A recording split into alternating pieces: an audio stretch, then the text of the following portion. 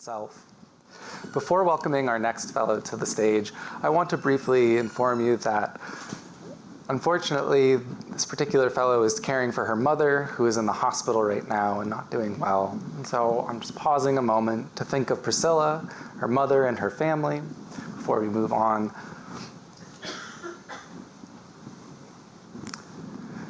Thankfully, conveniently, one of her teammates, a member of the diaspora, is here today to present on her behalf. We really appreciate Brooke stepping in to support, and so if you can join me in welcoming Brooke to the stage, representing Yucayekeno Connect.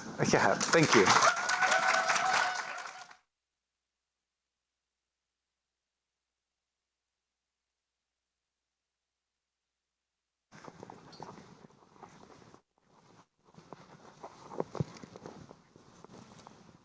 Hello, good day everybody. My name is Brooke Rodriguez. I am from Yucayeke and Boriken, also known currently as Puerto Rico. And we are a double colonized tribe. We were colonized by Spain and then currently still in colonial status with the United States. And we are here today to talk about kind of the things that we go through as a nation, as one being fragmented. We're displaced as a diaspora in all 50 states and across the globe, because we were taken in as a military, basically soldiers and stuff like that. It's been very hard and fragmented to find the communities and gain the support that we need. The other thing is that there is no official recognition for indigenous Northern Caribbeans. Because we were colonized by Spain, they did not develop those systems. So it leaves us not only fragmented, but actually unable to even reach each other or find out where we are and stuff like that. So our indigenous connections are extremely fragmented and fractured. That's why Yucayekeno Connect is innovative, because it would allow us to really root into ourselves through the app and reconnect. It would allow us to reintegrate indigenous clan systems, which haven't been used in over 200 years, because we've been under a Spanish colonial patriarchal system. It would allow us to centralize tribal services, being able to reach communities faster and the diaspora. As you know, Puerto Rico is in the archipelago, which is like the Caribbean, so we get hit with climate crisis a lot. So being able to really centralize around tribal services and use the app to get to our relatives faster is really key and crucial. We'd be able to reach them for things like health or food distribution or getting water into the interior of the island and having them be able to use those things. Also, community mobilization. As you know, we're also a corporate colony. So we are also being third wave colonized through corporations.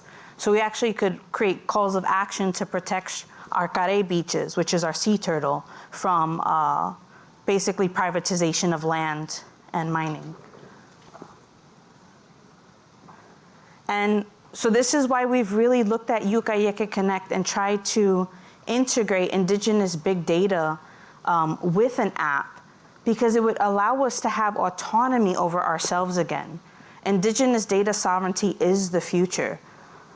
We really need to start looking at that as tribes, as a way to problem solve in real time, because I really believe that tribal nations have the answers. We know we have the answers. And utilizing the app with indigenous Caribbean data will allow us to gain that independence. It would allow us to find our people, connect with our people, and really provide the services that we need that aren't being there, that just aren't being met.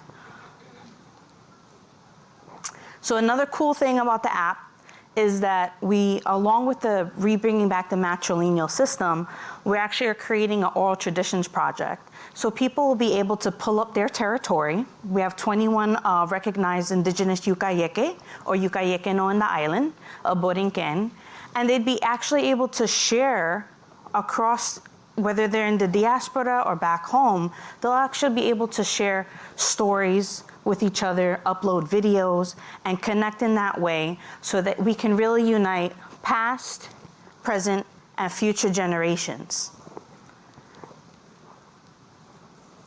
And some of the ways that we're seeking support by becoming an MIT solver is through funding and legal support, policy making, software infrastructure, testing development, data security experts, and access to platforms like JSTOR and other researchers. And this is our lovely team, and Priscilla, who could not be here today, Ms. Priscilla Bell. We come from many different backgrounds: education, climate change, GSI mapping, and what have you. And thank you for allowing me to present on Priscilla's behalf and learning about Yucayekeno Connect.